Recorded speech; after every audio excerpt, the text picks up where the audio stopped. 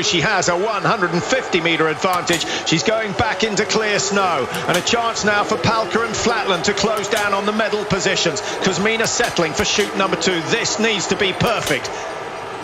The Poles, Mike, it would be fantastic to see them on the podium. We've had the Czech Republic, we've had Slovenia on the podium already. 2 of the second second division teams. Yeah, in terms of finance, the Polish team is way off their competitors.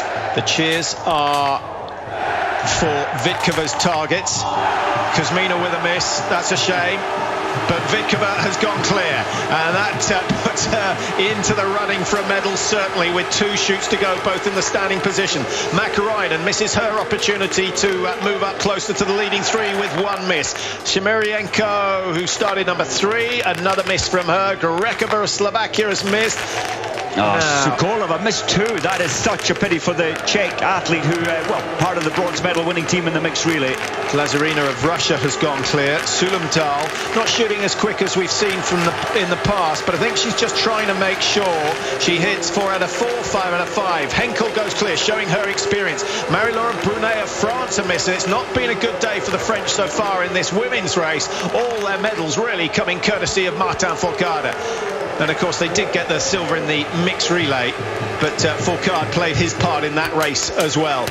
Petrushna, Mike, maybe she's decided the way to win this is to hit all 20. Do you know, the penalty loop is more expensive in terms of time than in the men's race, and Petrushna's the only one who's learned from the men this morning, who shot an awful lot slower than normal. The importance of hitting these targets. They shot slower and they shot better than usual.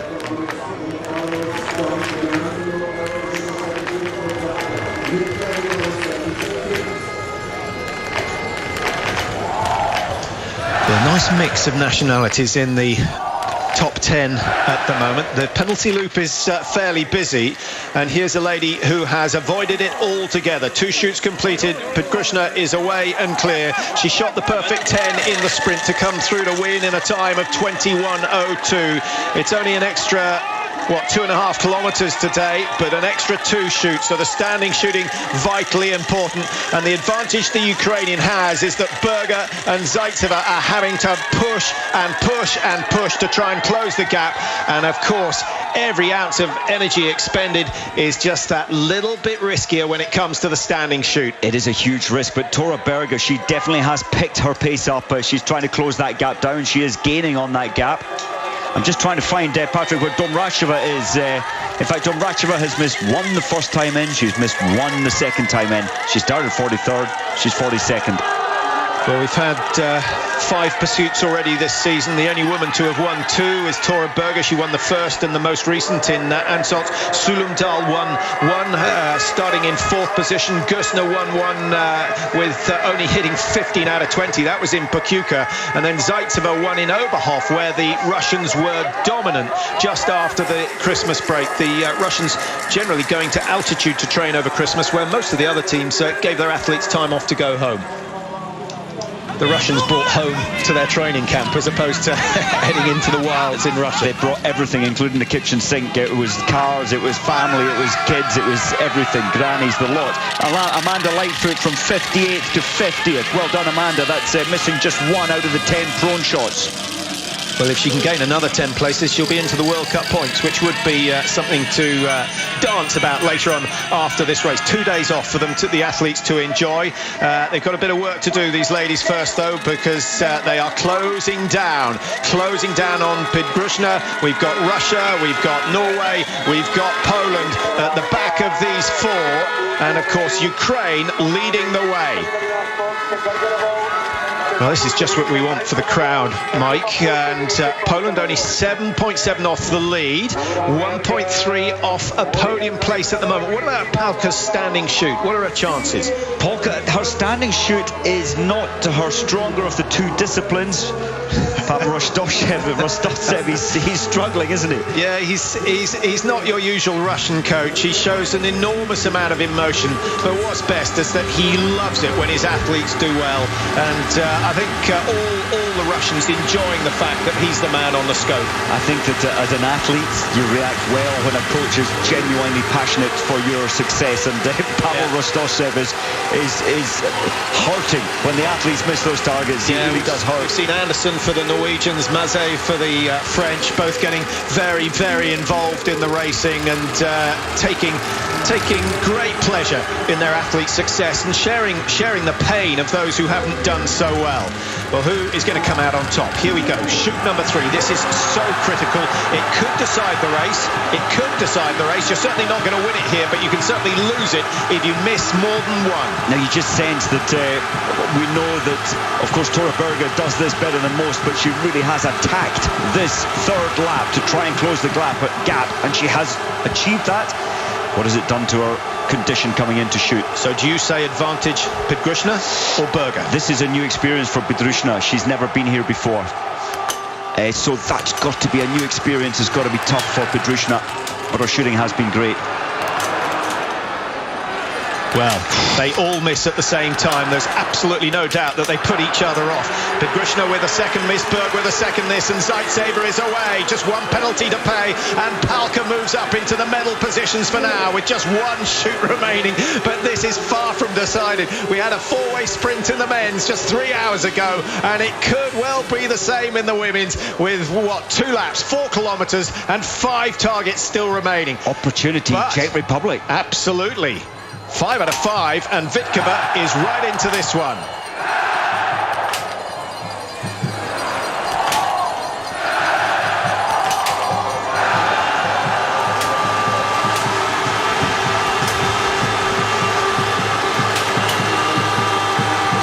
Maybe an opportunity, Flatland as well. Kuzmina struggling just like Tora Berger did, missing 2. Flatland, a chance to move forward, maybe into third. Kuzmina 2 misses, Makarainen with her first miss. Watch the timings as they come off the penalty loop. Zaitseva in the lead for the first time today. Palka just 3.1 behind, and Tora Berger with a 23-second margin to make up. It is not all over for the Norwegian as she looks for her 3rd medal of these championships. Flatland is challenging as well, just 2 behind her teammate. Vitkova of the Czech Republic, if she hadn't missed, she would have been into the top 3. There's no doubt about that, but she's still got a chance of taking the 2nd medal for the Czech Republic. Glazarina for Russia, 41. She's now dependent on the leaders making mistakes, as is Henkel and Hurnisch. What about Kuzmina? She made a big charge early on, but maybe pushed too hard before the first of the standing shoots. We'll try and update you on Kuzmina's progress. Yeah, Kuzmina, another one of the athletes missing 2 on this first stand. Stand is difficult. Oh, how lucky was that? Number 5, a split round. Rostovtsev doesn't mind. It's gone down, and that is what counts. More than 50% of the round hitting the target, and Zaitseva finds herself with a lead, but it's not much of a lead. 3.1 seconds, and Poland's chance for their first success since Thomas Sikora.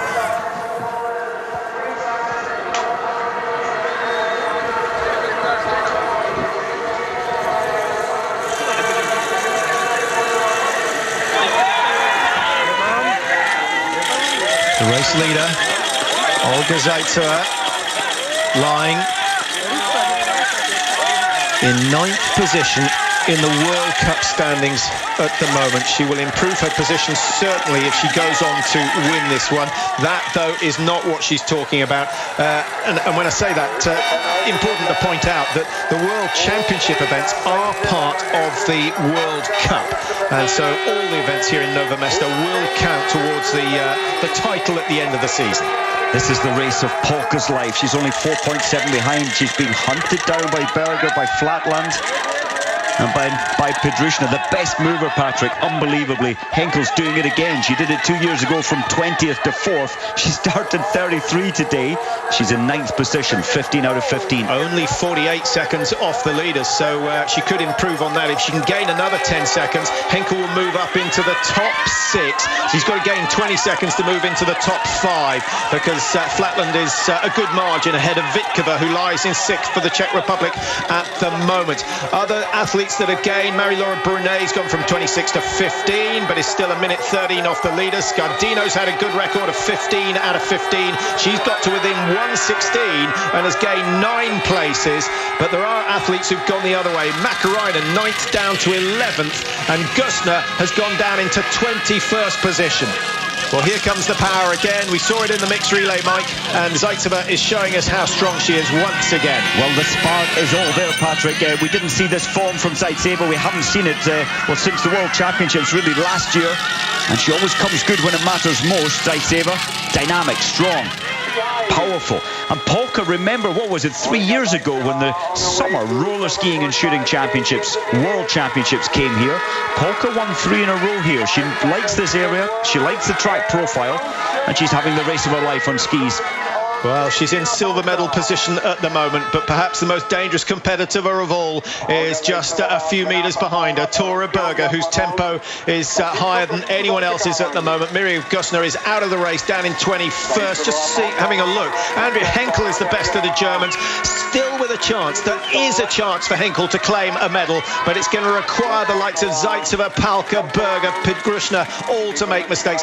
Flatland looks to have just eased up, not eased up, but the tempo's dropped right off, which might be suggesting that she's starting to suffer. I think, or is she beginning to back off for this final and most important shoot? Pidgrushna, on the other hand, I think she's almost spent, and the pressure, she's not used to that scenario. It really did get to her. She shoots so well normally. Well, Palka, whose previous best was 5th in the individual event in Torino in 2006, and here she is in 2013 challenging for a win. She's going to have to overtake the lady on your screens at the moment, Olga Zaitseva, who has shot very, very well so far. It's been fast and it's been confident, but there was, of course, that one miss in the last stand, and that might be on her mind at the moment. Palka has gone 0-0-1. Zaitseva really attacked into the range. I'm amazed that she didn't back off a little more. Is she fast enough to be able to miss a target with Palka going clear and still out-ski the pole on the final lap? Quite possibly, from what we've just seen on the previous lap. First strike goes to Palka, second to the pole as well, who's rattling through the targets. 3 out of 3, 4 out. Oh, number 5 goes wide. Zaitseva needs this to stay in the race. She gets it, so only some 30 metres between the two leaders, and Tora Berger with an opportunity. This is her forte. This is where she's been so good all season. It will be fast, but will it be the perfect shoot? Oh, well, of course it will. Of course it will. You know it will. And Tora Berger could well claim the lead coming off the penalty loop. And just what Palka and Zaitseva wouldn't have wanted to see. The margin will only be some 15 metres. Watch the clock. 4.7 between 1 and 2. Zaitseva 5.